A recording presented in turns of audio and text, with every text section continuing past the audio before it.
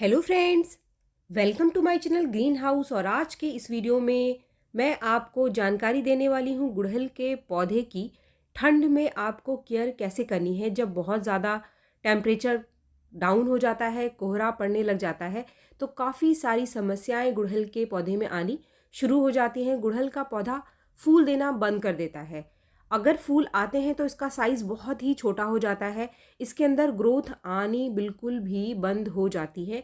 इसके साथ ही अगर आपने अपने पौधे की केयर ठीक से नहीं की तो गुड़हल का पौधा स्ट्रेस में जाना शुरू कर देता है। स्ट्रेस में जाने का जो साइन है वो ये है कि आपके पौधे की सारी पत्तियां पीली होनी शुरू हो जाती है, पत्तियां सूख कर गिरने लग जाती हैं। और अगर पत्तियां सूख करके गिर गई, सारी की सारी पत्तियां झड़ गई, तो पौधा भी कभी कभी हमारा पूरा का पूरा ही खराब हो जाता है और अगला सीजन आने से पहले पहले ही आपका गुड़हल का पौधा सूख जाएगा। आज की इस वीडियो में मैं आपको पूरी जानकारी देने वाली हूँ कि अपने पौधे को स्ट्रेस में जाने से कैसे रोकना है। पूरी तरीके से डोरमेंट स्टेज में चला जाए, ग्रोथ करना बंद कर दे, उससे आपके पौधे को कैसे बचाना है। या फिर ये सारी चीज़ें आपके पौधे पर दिखाई देनी शुरू हो गई हैं तो आपको पौधे को कैसे ठीक करना है। इसके साथ ही आज की इस वीडियो में मैं आपके साथ शेयर करूंगी एक ऐसा फर्टिलाइज़र जो कि आपके पौधे को इन सारी समस्याओं से बचाएगा, स्ट्रेस में जाने से बचाएगा। तो सबसे पहला टिप, आपको अपने गुड़हल के पौधे को जितनी अच्छी धूप आप दे सकते हैं इस समय, उतनी अच्छी धूप इसको देना है। देखिए, ये वाला जो पौधा आप देख रहे हैं इस वीडियो में, इसको मैंने ऐसी जगह पे रखा हुआ है जहाँ पर ये सुबह के 9 बजे की धूप इसके ऊपर आनी शुरू हो गई है। तो आपको भी गुड़हल के पौधों को, जितने भी गुड़हल के पौधे हैं, उन सभी को धूप वाली जगह पे रखना है। धूप वाली जगह पे रखने से आपका गुड़हल का पौधा स्ट्रेस में नहीं जाएगा। यानी जितनी अच्छी धूप मिलेगी तो पौधा आपका ग्रोथ करता रहेगा, कलियां बनाता रहेगा और फ्लावरिंग भी करता रहेगा। इस समय विंटर का जो टाइम है, फूलों का साइज थोड़ा छोटा हो जाता है, लेकिन पौधा फ्लावरिंग करना बंद नहीं करता है अगर आप इसको अच्छी धूप दे रहे हैं। दूसरी चीज़, आपको खास ख्याल रखना है इसकी पानी का। पानी आपको बीच बीच में इसकी मिट्टी को सूखने दें और बहुत ज़्यादा पानी न डालें। इसके लिए आप बीच बीच में 15 दिन पर, 20 दिन पर एक बार इसकी थोड़ी थोड़ी सी गुड़ाई ज़रूर करते रहें। गुड़ाई करने से मिट्टी नीचे तक सूख जाएगी और किसी भी तरीके का कीड़ा या फिर फंगस इसके अंदर नहीं बनेगा। मिट्टी अगर बहुत ज़्यादा गीली है तो आप इसको पानी ना दो जब तक कि ऊपर की जो मिट्टी की परत है हल्की सी सूख ना जाए, वरना कलियाँ गिरनी शुरू हो जाती हैं। बहुत ज़्यादा पानी की वजह से कलियाँ स्ट्रेस में जानी शुरू हो जाती हैं। इसके साथ ही विंटर में इस समय धूप भी कम हो जाती है और अगर मिट्टी सूख नहीं रही है तो मिट्टी में कीड़े बन जाते हैं जो कि कलियों के अंदर घर कर लेते हैं और कलियां अगर बनती भी हैं तो कलियां खिलने से पहले ही गिर जाती हैं। तो जो 3 कंडीशन है कि बहुत ज़्यादा पानी देना पौधे को, और धूप का कम होना, और मिट्टी में कीड़ों का बन जाना, ये तीनों ही कारण बन जाता है आपके पौधे को सुखाने के पीछे, कलियों को गिराने के पीछे, या फिर पत्तों के पीले होने और झड़ने के पीछे। ये तीनों ही चीज़ें कारण बनती है। अगर आपके पौधे की पत्तियां पीली पड़ने लगी हैं या फिर कलियां इसकी गिर रही हैं, तो इसका सॉल्यूशन आपको कैसे करना है, कौन सा वो होममेड तरीका है जिससे कि आप अपने पौधे की कलियों को गिरने से बचा पाएंगे और इसके अंदर जो कीड़े लग गए हैं इसकी मिट्टी के अंदर, कलियों के अंदर, उसको कैसे ठीक करना है, आगे मैं इंसेक्टिसाइड आपके साथ शेयर करूंगी। लेकिन इससे पहले हम बात कर लेते हैं फर्टिलाइज़र के बारे में कि कौन सा फर्टिलाइज़र है जो कि इस समय आपको अपने गुड़हल के पौधे को ज़रूर दे देना चाहिए। तो अगर आपके पास घर में पोटाशियम है, पोटाशियम मार्केट का पोटाशियम है, तो आप आधा चम्मच पोटाशियम को 15 दिन में एक बार घोल करके लगभग 1 लीटर पानी में एक बार इसकी मिट्टी में आप ज़रूर डाल दो। क्योंकि जो पोटाशियम है वो फूलों को खिलने में मदद तो करता ही है, काफ़ी सारी फ्लावरिंग होती रहती है अगर पोटाशियम की मात्रा अच्छी है। लेकिन जो दूसरा काम है वो है पौधे को स्ट्रेस से बचाना। पोटाशियम की मात्रा अगर अच्छी है तो हमारा पौधा जो सीज़न उसके फेवर में नहीं है, उस सीज़न में वो स्ट्रेस में नहीं जाता है और कलियां ड्रॉप नहीं होती हैं, पौधा आपका सूखेगा नहीं और फ्लावरिंग करता रहेगा। अगर आपके पास सीवीड फर्टिलाइज़र है घर में तो इस समय महीने में एक बार सीवीड फर्टिलाइज़र गुड़हल के पौधे को आप ज़रूर दे दें। क्योंकि जो सीवीड है वो एक तरीके का टॉनिक का काम करेगा आपके पौधे के लिए, और ये जो टॉनिक है ये भी आपके पौधे को स्ट्रेस में जाने से बचाएगा। अगर आपके पास ये चीज़ें घर पर नहीं है तो आपको क्या करना है, यहाँ पर आप ले सकते हैं केले के सूखे छिलके। इसको इस्तेमाल करने का जो सही तरीका है वो ये है कि केले के छिलके जब भी आपके घर में निकलते हैं और आपके पास गुड़हल का पौधा है तो इन छिलकों को आप बिल्कुल भी मत फेंकना, इनको सुखा करके आप स्टोर करके रख लो। अगर हमारे पास यहाँ पर केले के छिलके नहीं है तो हमको क्या करना है, आप प्याज के छिलके ले सकते हैं। प्याज के और आलू के छिलकों को सुखाकर भी आप ये फर्टिलाइज़र बना सकते हैं। आप हमेशा इस समय विंटर में कोशिश करें कि पाउडर फॉर्म में अगर देंगे तो पौधे को ज़्यादा फ़ायदा मिलेगा। ये जो फर्टिलाइज़र आप देख रहे हैं, जो कि मैं आपको डालकर दिखाने वाली हूँ, ये है केले के सूखे छिलकों का पाउडर। इसको मैंने सुखा करके इसका पाउडर बना लिया है और मैं हमेशा अपने पास स्टोर करके रखती हूँ। जब भी पौधे को ज़रूरत होती है तो मैं इसका इस्तेमाल मेरे पौधे में करती हूँ। यहाँ पर मेरा 10 इंच का पॉट है जिसमें कि मैंने 3 चम्मच केले के छिलके का पाउडर डाला है। आप भी पॉट के साइज़ के हिसाब से इसकी मात्रा को कम ज़्यादा कर सकते हैं। ये जो फर्टिलाइज़र है, ठंड में आपको जब बहुत ज़्यादा ठंड पड़ने लग जाती है, जैसे कि दिसंबर और जनवरी, तो आप 15 दिन में एक बार अपने पौधे में डाल दो। इसके बाद मैं अपने पौधे में पानी डाल दूंगी, क्योंकि मेरे पौधे की मिट्टी काफ़ी सूखी हुई है।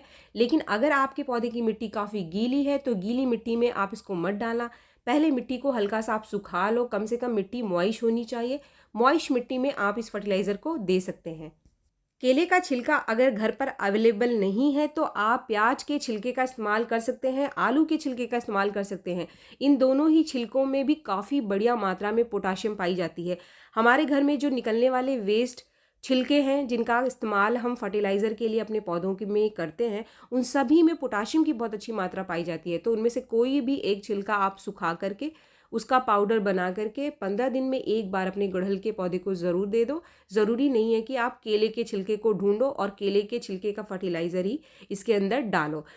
फ्रेंड्स, इसके बाद चौथा टिप, अगर आपके पौधे में ग्रोथ हो रही है और कलियां भी बन रही हैं लेकिन कलियां खिलती नहीं है, कलियां खिलने से पहले ही आपकी गिर जाती हैं, तो ऐसे में आपको क्या करना है, इस समय विंटर में स्ट्रेस की वजह से और बहुत ज़्यादा पानी जो है मिट्टी में रहने की वजह से, क्योंकि मिट्टी हमारी सूखती नहीं है तो कीड़े बन जाते हैं। ये बहुत नॉर्मल सी समस्या है जो इस समय गुड़हल के पौधे में देखने के लिए मिलती है। तो इस समस्या से गुड़हल के पौधे को बचाने के लिए आपको क्या करना है, यहाँ पर एक बहुत ही नेचुरल सा सॉल्यूशन है जो कि महीने में एक बार सिर्फ आपको अपने पौधे में करना है। यानी कि अगर दिसंबर में ये ट्रीटमेंट आप अपने पौधे में करेंगे तो फिर जाकर जनवरी में ही करेंगे। महीने में एक बार काफ़ी है, इससे पौधे में कलियों के गिरने की समस्या काफ़ी कम हो जाती है, क्योंकि मिट्टी में जो कीड़े हैं वो नहीं बनते हैं और अगर बने होते हैं तो वो भी ख़त्म हो जाते हैं। इसके लिए सबसे बढ़िया सॉल्यूशन है फिटकरी का।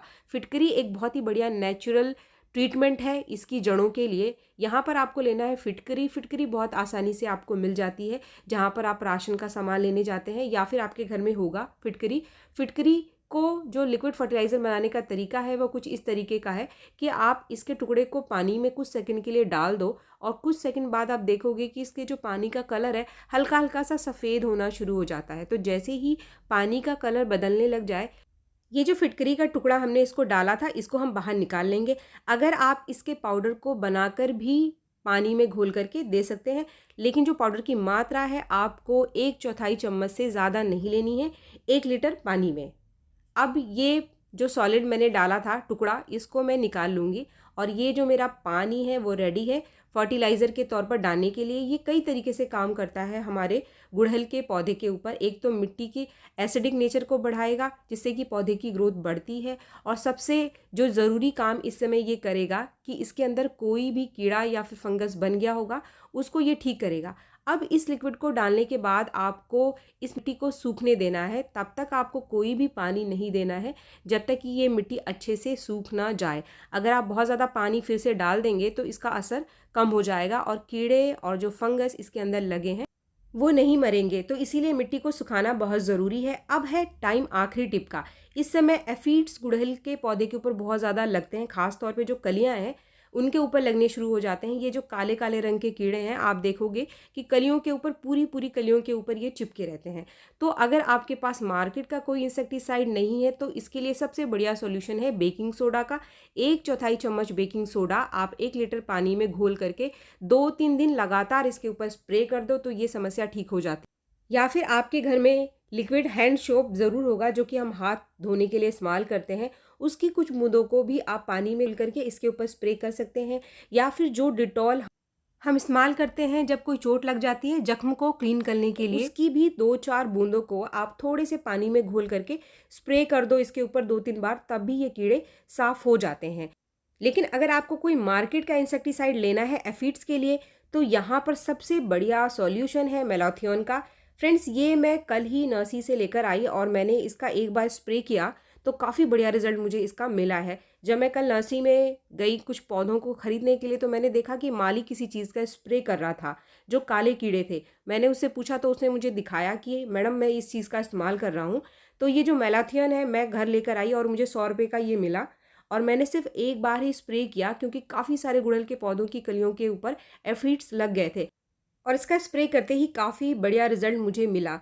तो अगर आप इसे परचेज़ कर सकते हैं तो आपको आसानी से अगर मिल जाए कहीं पर भी किसी नर्सरी से, या फिर आप ऑनलाइन सर्च करके भी देख सकते हैं। मैंने पहली बार ही इसको ख़रीदा है तो मुझे पूरी जानकारी नहीं है कि ये ऑनलाइन मिलेगा या नहीं मिलेगा। आप आस-पास की नर्सरी से, जब भी किसी नर्सरी में आप जाते हैं वहाँ पर भी पता कर सकते हैं, या फिर आपके घर के आस-पास कोई ऐसी दुकान है जहाँ पर खाद मिलता है और खेती से जुड़े जितने भी सामान मिलते हैं वहाँ पर ये चीज़ें आसानी से मिल जाती है। उसको हम पेस्टिसाइड शॉप कहते हैं, तो आप वहाँ से इसको ले सकते हैं। तो फ्रेंड्स, अगर आप घर पे नहीं बनाना चाहते हैं, आसानी से चीज़ों को ठीक करना चाहते हैं, तो इसे आप ले सकते हैं। मैंने इसका इस्तेमाल किया, मुझको अच्छा रिज़ल्ट मिला है, तो इसीलिए इसका शेयर मैं आपके साथ कर रही हूँ। इसको आपको 2 से ढाई एमएल 1 लीटर पानी में घोल करके स्प्रे करना है। अगर फिर भी कीड़े साफ़ नहीं हो रहे हैं तो अगले दिन आप फिर से इसका स्प्रे कर सकते हैं। फ्रेंड्स, ये एक केमिकल इंसेक्टिसाइड है, तो अगर आपने घर में सब्जियां उगा रखी हैं तो उनके ऊपर आप इसका स्प्रे बिल्कुल भी मत करना। उसके लिए सबसे बढ़िया सॉल्यूशन है बेकिंग सोडा का, या फिर नीम के तेल का इस्तेमाल आप उन पौधों पर स्प्रे करने के लिए कर सकते हैं।